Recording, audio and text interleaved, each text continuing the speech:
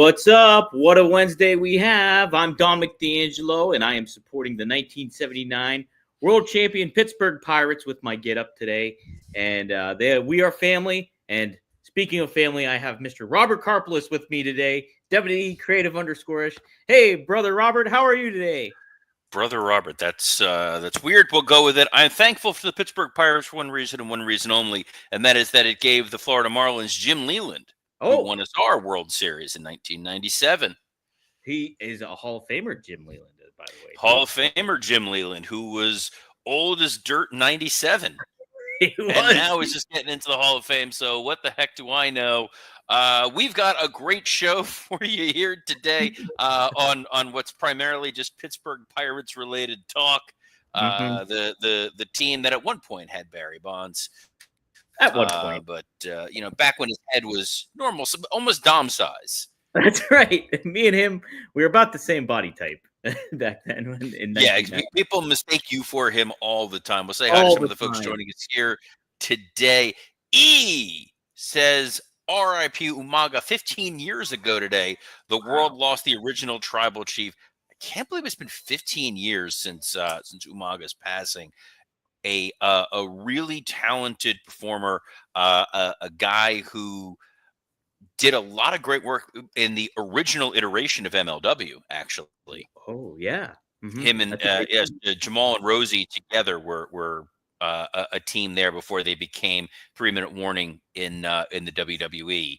And then the Umaga character, which had no right to work, was really, really spectacular. Yeah, he really did transcend a lot of that convention back then. And, he's always spoken highly of backstage, too. People really enjoyed working with him. And it's a shame. He's very much talented. It's cool. The bloodline legacy lives on. We see a lot of sparks and similarities with him with Jacob Fatu. So, RIP to Umaga. Man, 15 years. That's crazy to think. I think Umaga, one of the crucial reasons why John Cena became as successful as he was during his run. His matches with Umaga were spectacular. Dre Owens says, it's R&I Wednesday. We support Double J to be in the Continental Classic. If there's one thing I love less than that damn Jeff Jarrett, who used to bump us from Monday ad-free shows, it's the Continental Classic, because I don't like math. I don't want math a part of my wrestling. And as a fairly smart guy with a doctorate, I can't make heads or tails of that damn chart.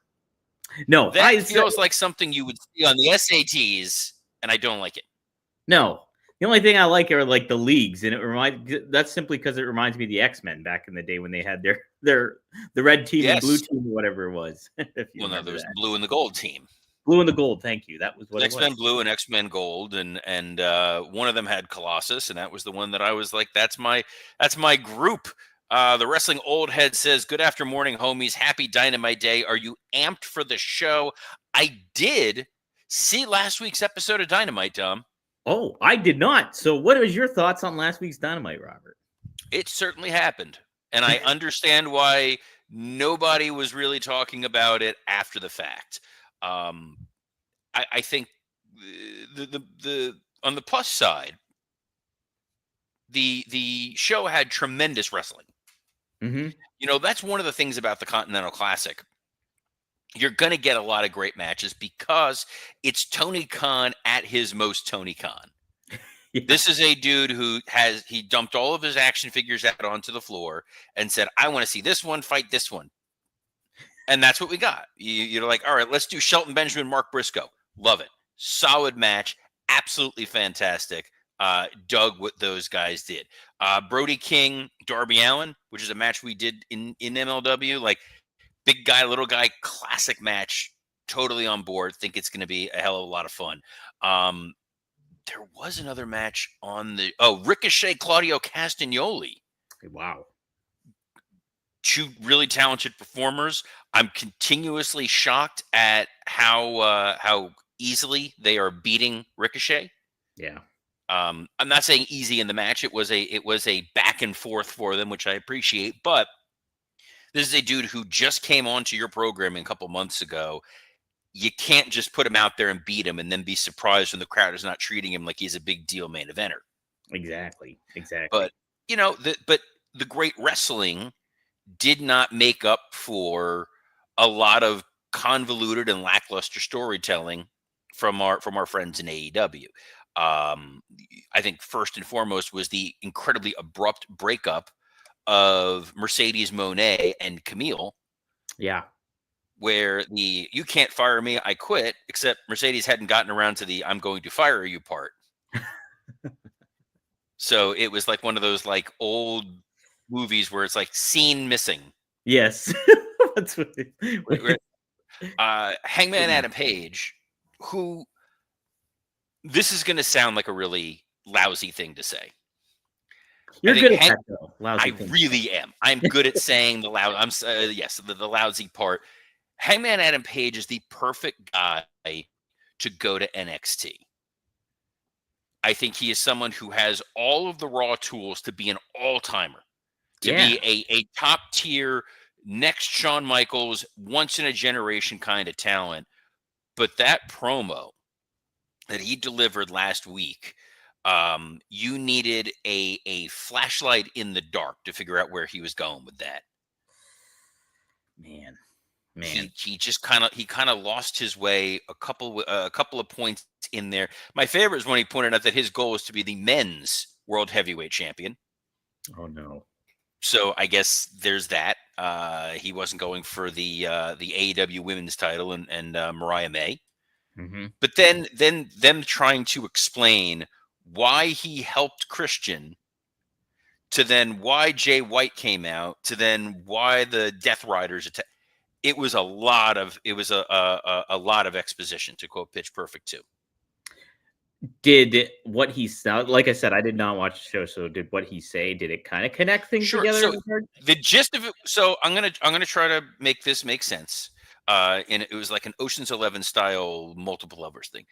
He came out at the end of the pay-per-view to help Christian because Christian promised him that if Christian cashed in successfully after the Hangman Adam Page interference, then Christian would give his first title defense to Hangman Adam Page, who would then beat Christian to then become world champion.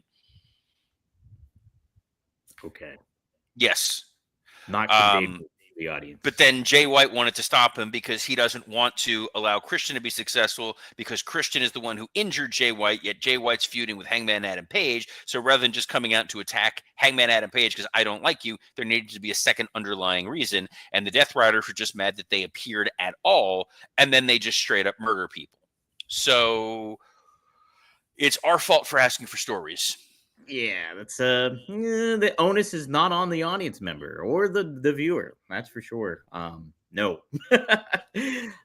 Okay, I'm glad they explained it in some form or fashion. Well, how convoluted it may be, but yeah, they have some work to do. This Speaking of convoluted fans, I want to point out as a comment here from Jeroy J, and I'm going to apologize for the language. I'm not going to use all of it. We need to normalize losing clean. It happens, not the end of the world. Dust your blank off and get back up. Fans are dumb. No. Not in the way that mainstream audiences view wrestling. If you want to take the time to civilize the audience, if you want to be Don Quixote and you want to go fight those windmills, it takes a sustained, continuous process to educate fans that wins and losses do not necessarily demolish or elevate wrestlers. Audiences are not going to accept that. They don't accept that in wrestling. They don't accept it in MMA. They don't accept it in boxing. They don't accept it in any of the big four major sports. You're never going to see a guy who's a top tier main event star and he gets pinned clean in a fairly mundane match, and then the next week he's just as hot. There needs to be a story going forward. It is the way that wrestling audiences have been conditioned, not just for years, but for decades. And to undo all of that on one of the big two promotions is really, really difficult. And I don't know that AEW has that discipline. They tried with the win-loss records. And they're trying to establish with the Continental Classic that a guy like Mark Briscoe can get pins and he's still going to be okay the next week. Right. That's different from a guy who has not been time tested in AEW like Ricochet. You have to assume your audience is your audience, and they don't watch anybody else, and they don't see anything else. And all I see is what's right in front of my face. And if you present me that Ricochet is a top tier A-level main event star, I will believe that as long as that's what I'm seeing. It's kind of the Okada problem they've had, where they're telling you Okada's the best wrestler in the world, but then we just don't see him. Yeah. The thing is, Robert, is pro wrestling has the benefit of having that out, is of telling this story where something happens to the champion that still keeps him hot, or the challenger that still keeps him hot. And so you have that ability to do that. And that's been going on, like you just said, for decades. Bruno Sammartino, he held the title for 8 years. It never, like, he never looked like discredible. He never was like besmirched or anything like that when it comes to losing a match. And you have that ability for pro wrestling. Why not do that? They are not taking advantage of the tools in the toolbox and your basic tools in the toolbox. And it's a head scratcher in a lot of ways. And yeah, you don't want to. No, people live week in and week out with the NFL and how their team wins or loses. And it almost feels like the end of the world, the end of the season sometimes when a loss happens. So to have that happen on a pro wrestling basis, where you have stars you're trying to tell a story with and make feel like a big deal, you do not want clean wins and clean losses to happen all the time. I get we're trying to preserve the purity of the Continental Classic, but they do need to be a little cognizant of some of this. So it's like, I was surprised they beat Darby Allin clean in the main event. Mm-hmm. Darby Allin losing to Claudio Castagnoli a few weeks ago was an impactful loss, but then Darby was the guy who attacked at the end of the pay-per-view, and then we didn't really get a significant follow-up with that. But there's a Dynamite tonight. There is a Dynamite tonight. I have no idea what's scheduled for the Dynamite tonight. I'm guessing some Continental Classic stuff. That's correct. It's from Fisher, Indiana. I've never heard of Fisher, Indiana. Have you? It's a hotbed. Well, here we go. I have the card here, Robert. Just be prepared. It looks a little desolate, like visibly. Okay, you ready? Here it is. Man, you're making very me cavernous. Very cavernous. So let's see. We've got Pac and Jay White, which makes sense because there was an altercation with Pac and Jay White last week. So I like that as a main event. We're treating the Death Riders like this is a main event stable, which is what you want to see. We're treating Jay White as a top tier main event babyface. All about it. Shelton Benjamin, Kyle Fletcher in the Continental Classic. That's right. Yes. Okay, so it's a heel match. Yep, and they're both wins. Fine. The crowd, I mean, you'll get a good match, I guess. That's guaranteed. But odd booking for that one. Brody King, Claudio Castagnoli, they did set up at the end of last week's episode of Dynamite, so I'm all for that. Swerve and Max Caster coming off of their interaction last week on Dynamite makes a ton of sense. They're clearly trying to push Max Caster more towards the heelish role the way they did with Xavier Woods. And Swerve does need a good quality win over somebody that crowd is going to boo. And clearly the audience has not been a huge fan of Max Caster of late. There's Penelope Ford and a Jay, which feels like a match from 4 years ago. I didn't realize both were over there. And then something with Jamie Hayter. We'll hear from Jamie Hayter. Okay, cool. Jamie Hayter is feuding with Julia Hart. So give her an opportunity to speak. I think Jamie Hayter is a major star and someone they can absolutely build on. And then at the bottom, I just see a bunch of MJFs and then dozen, and I can't read the rest. I feel like I'm in an eye chart. I think it's the Dynamite. Is it the Battle Royal? Is that what's going down? Couldn't tell you. It's I have one contact in right now, and that's not helping either. But there's the ring. So yeah, I think it's a repeat of the Battle Royal here. More importantly, can we please stop with this graphic? It's killing my neck. Sure. Boom. All right. More importantly, Scott Fadness, who is the mayor of Fisher, Indiana. Oh. The esteemed town of Fisher, Indiana, has a population of 98,977 people. Most notably in that town, race car driver Michael Andretti. No way. Resides in Fisher. As does Gary Harris of the Orlando Magic. And Evan Bayless. There's a name I haven't heard in quite some time. Their sister city is Billericay, Essex United Kingdom. Okay. Learning a lot here today about our friends in Fisher, Indiana. Wow. Yeah. Wow. My goodness. We've now learned more than we ever need to. They also have the Hamilton East Public Library. How close is So it to Erie, Indiana? I've closed the screen. We've moved on in life.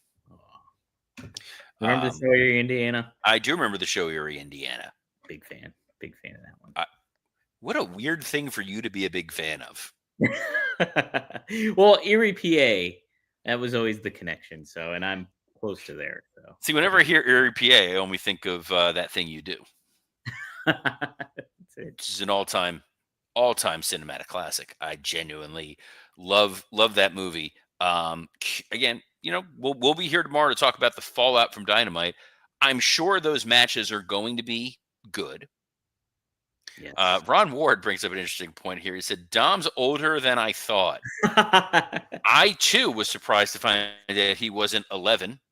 That's and just had some sort of like one of those weird illnesses. Alopecia like or whatever, where you can't grow hair. No, not alopecia. No, like that movie Jack, where he was like a grown-looking man, but he was really a small child. It would explain a whole hell of a lot. But the good news is, with Dom's incredibly strange man-child body and his giant head, he, like all of you, can still find the perfect fit with our friends at True Classic. Yes. True Classic has best-selling T-shirts, hoodies, jeans, and more. And they come in a variety of different packs. I've talked about this before. The beauty of this, they got packs of 3, 6, and 9. The more that you buy and bundle, the better your savings is going to be. And once you find a shirt that fits, I don't know if you're like for me, if I find a shirt that fits, if I find a shirt that's going to frame me properly, that's comfortable, that I can wear when it's hot, when it's cold, that it holds up, it's going to be my entire wardrobe. Like my entire wardrobe is essentially True Classic shirts and the WWE Creative-ish wrestling shirts that I have made, much to my wife's chagrin. But the great thing about True Classic, they're premium products. They're at an affordable price. These are insanely great shirts. And when I go to the Town Center Mall in Boca, you can get a black T-shirt for like $95, $100, easy in a lot of these stores. It's not what you're going to run into here at True Classic. And quite frankly, they hold up better than some of those $9,500 shirts that are hanging in the closet. These are shirts that best design your best features with a perfect fit. They're snug in the arms and chest with just the right amount of room in the midsection. So you're not constantly pulling on the shirt. It doesn't feel tight, doesn't feel uncomfortable. They have some activewear elements for moisture, quick dry, and odor control. So you can wear them, go for a run, and you're not going to reek when you walk through the door. You can wear into the gym like Dom, who goes for his boxing every Monday night before watching Raw. You can wear one of these, you can sweat through it, and you're not going to repel everybody else that's around you. And in case you haven't stepped outside, guys, this is like that fall-winter corridor. It's still technically fall, but it's winter. And it's time for you to step up your game. Right now, you can unlock big savings when you bundle packs. Use our exclusive link at trueclassic.com/rumor to save. That's trueclassic.com/rumor. Shop now and elevate your wardrobe today. You even got the graphic up. What an amazing what an amazing guy you are, Mr. D'Angelo. Thanks, Robert. Yes. Anyway, you can take that graphic off right now because we are going to pivot to our next topic, which I will defer to you, Mr. D'Angelo. Where are you steering this ship to? Well, so I forgot to add this, but an interesting report from Chris Featherstone reporting, and then confirmed by Sean Ross Sapp later on, that WWE has decided to move forward in creative plans as if The Rock will not appear at WrestleMania 41 as of now. He says he's been informed that these plans could change at any moment, and WWE is definitely interested in using him if he becomes available, but he is not currently scheduled to compete. Robert, what do you think of the possibility of Rock not being at WrestleMania 41 in Las Vegas? So on the one hand, the last time these rumors and innuendo came out that Rock wasn't going to be involved, the person who responded to it was The Rock, who said, "What on earth are you talking about?" Here's the thing to remember. The Rock in 2024 is not The Rock in years past. He is a member of the board. He has a profit share here. He wants this to be financially successful. If The Rock can be a part of this, he will be a part of it. If Rock is not a part of it, perhaps they are planning in the event that he is injured, or that was weird, or there's some sort of we don't know thing. Maybe he's gotten pulled into a massive can't move franchise. Maybe he's in a Marvel movie. We don't know. Maybe he's in a Star Wars movie. We don't know. We know for sure it ain't gonna be another Black Adam movie. That's for darn tootin'. But as much as we want The Rock to be a part of it, there are a number of other ways they can pivot, and you wouldn't necessarily lose a step. I think Rock is a great accompaniment to it, but going into Royal Rumble, there are so many different people who could theoretically win that match and be a compelling one-on-one headliner for one of those nights of WrestleMania. I would argue one of those nights of WrestleMania will most likely be headlined by one of the women's matches. I would say Liv Morgan and Rhea Ripley have more than earned an opportunity to headline WrestleMania, given the way this storyline has gone. You have a number of opportunities for Gunther. You have other opportunities for Cody Rhodes. Mm-hmm. If Rock is not available, hypothetically, theoretically, maybe, a triple threat match of Cody, Roman, and CM Punk to main event a night of WrestleMania would not horribly offend me. No. I don't love triple threat matches, but Punk's goal is to be world champion. Punk's other goal was to main event WrestleMania. There's the Paul Heyman of it all, and seeing how those three would interact could be really, really intriguing. There's also the CM Punk Cody story without telling the story about what happened with AEW, Mm-hmm. where it could be kind of interesting. On the other hand, yes, there's Cena and Gunther, which is a good emotional resonant story to see what happens with John. There's also guys who have never held the world title who could face Gunther if it's not main eventing night one of WrestleMania, where you could slide a Jey Uso or a Sami Zayn and do kind of a boyhood dream story with either one of them. Right. Yeah, there's plenty of possibilities. Bunch of possibilities there. One of those guys who most likely is not going to be at WrestleMania is Ricky Starks, since it seems like he is never breaking free from All Elite Wrestling. He seems to be a bit trapped leading into 2025. The big controversy last week that I touched upon, I believe, a little bit on one of the shows, but obviously you weren't here, Robert. He was pulled from GCW, 2 events that he was booked for, and it was in regards to some comments allegedly that Effie made, and we heard about those comments. He said it. I can't remember the name of the show that he was initially on, but he basically said that Shad Khan pays Tony Khan, or gives Tony Khan the rights of all of AEW so he stays away from the Jacksonville Jaguars. He makes a joke like that. Seemed like that might have set Tony off. Pulled Ricky Starks from from those events. And yes, so Starks is not there. I will add what Effie said on Body Slam, an interview with bodyslam.net. He said, everyone who's saying, oh, it's Effie's fault, he can't be here. This is how things are done in wrestling, and it's something that, he's going to have to work out on his own. Now, Starks has not been seen on AEW television for, it feels like a year at this juncture. It's been a very long time. But and it's been a head scratcher. Now, Starks made some media appearances last week with Chris Van Vliet. Made some comments too, I believe, on there was another thing that he did. But Robert, just want to get your thoughts on that, and then we'll talk about what Effie had to say about Tony Khan after this. So the Ricky Starks situation when he first showed up at the GCW show coming down the escalator was definitely a surprise, because we hadn't seen Ricky Starks in a while, and it kind of felt like his contract was going to just run out quietly, and then he was going to probably wind up in NXT, which would not shock me. He's got a good relationship with Cody Rhodes. He's very close friends with Jade Cargill. I think he's somebody that in NXT could really help bolster that roster a little bit. So you can try to get the best out of Ricky Starks when it doesn't feel like AEW necessarily was interested in doing that. So when he showed up at that GCW show and he cut the promo that he did, if I'm sitting at home doing nothing and I want to be here, it seemed like this was done with Tony Khan's blessing. Mm-hmm. But now it feels like the waters are muddied and they're pulling him, because Effie was claiming that AEW was paying the Hammerstein Ballroom to keep GCW out. So they're trying to claim that they're engaging in the kind of tampering that Tony Khan likes to claim WWE has engaged in. And that is why he he put the kibosh on Ricky Starks appearing at a company that is clearly attacking AEW. What did Effie have to say about Tony Khan? Yes. So he says, the statement I made seemingly is what pissed him off, was about his dad paying him to stay away. And I think those words were pointed. And to clarify, I would like to say that I don't think Tony Khan has ever been the best person that interviewed for a job, and that's why he got it. I think he's been given a lot of positions in companies his father owns. I think he's been given a lot of fluff PR positions. I do not think that he was ever the best technical person for any of the jobs that he has listed. I think the first time he ever actually did anything real work was firing CM Punk. That's why it was so emotionally exhausting for him. All I'm saying is we were frustrated because there is not this radius clause that we thought was built in for this.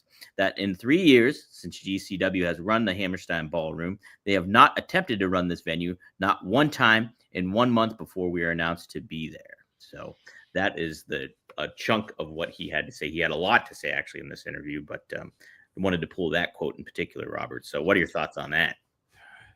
Yeah, the nepotism claim with Tony Khan is always going to exist. I've worked in a number of companies. I've worked in sports where people's children were put into positions of power and people questioned it.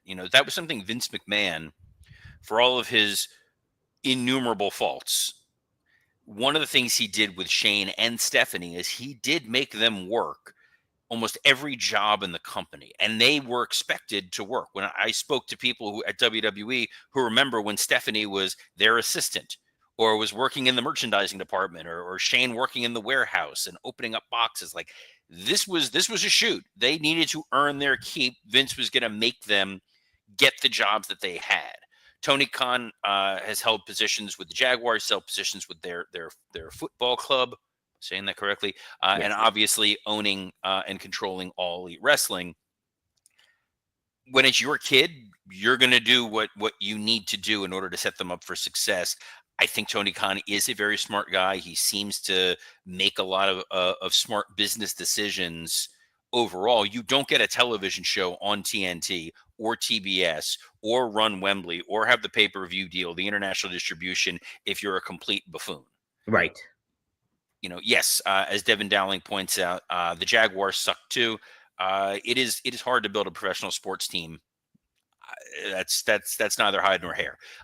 Effie either is building the greatest angle of all time to get Ricky Starks over for AEW, which I don't think is the case, or he's drilling down on this idea that Tony Khan did not treat his friend properly, didn't push him well, is now interfering with GCW in Effie's mind. We haven't heard from Brett Lauderdale or anybody else is saying otherwise, but you can galvanize your audience and make it an us versus them thing and say, this is the big bad company. It's what Paul Heyman did for years. He used to do it about WWE. That the WWE is interfering and they're messing with us. And you come to find out Vince was bankrolling a lot of this with checks. So it's got a lot of buzz. It's got us talking about GCW and Effie on this show. Mm-hmm. So clearly it's doing something. And Ricky Starks is probably sitting at home collecting a paycheck until either he's competing on Rampage or we see him in WWE. But someone who we saw compete on both Dynamite and NXT within the last year is Mr. Rob Van Dam. That's correct.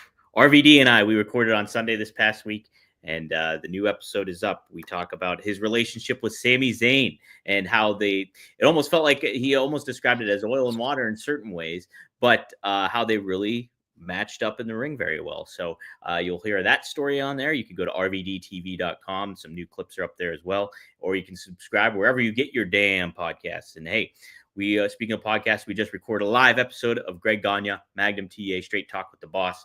We cover Survivor Series. We cover what happened on Raw. Lots of interesting takes, both from Magnum and Greg, and just some good explanation on a lot of stuff. And the infamous Mad Dog Vachon Plains story. Wild. I heard it in full for the first time, and my jaw dropped when Greg was talking about how wild Mad Dog was. So tune into that. You can go to fourhorsemannetwork.com. It'll be on podcast feeds starting tomorrow morning. So go to Four Horsemen Network, type it in your podcast feed of choice. You get Arn, You get Greg Gagne, Magnum TA. Tune in there. Robert, you and Scott recorded a doozy of a Patreon yesterday. We did record a doozy of an episode yesterday for the Patreon. We broke down Survivor Series. We talked about a lot of the fallout from New Day. We talked a little bit about my dog, which somebody points out here. Ron Ward says, I listened to Working Stiff last night. They talked about breeding a male Labrador with a female Chihuahua, and no one mentioned Blue Chew. Blue Chew, not a sponsor of the Working Stiff Patreon, but they do tend to support this show quite a bit. So the next time we have a Blue Chew ad, I will gladly include my dog in the read to appease Ron Ward. But you can catch that episode up on the Patreon. It was a blast. This is a blast being here every Monday through Friday at noon Eastern, live on a plethora of platforms, including the WWE Creative _ISH X account, the SE Scoops X account, and on YouTube on ad-free shows, Rumor and Innuendo, and Working Stiff. So on behalf of the guy that someone in our comments said looks like Logan Paul at WrestleMania in that sweater, Mr. Dominic D'Angelo, I'm Robert Karplus. Best of luck in your future endeavors. Shout out to Manny Singhian.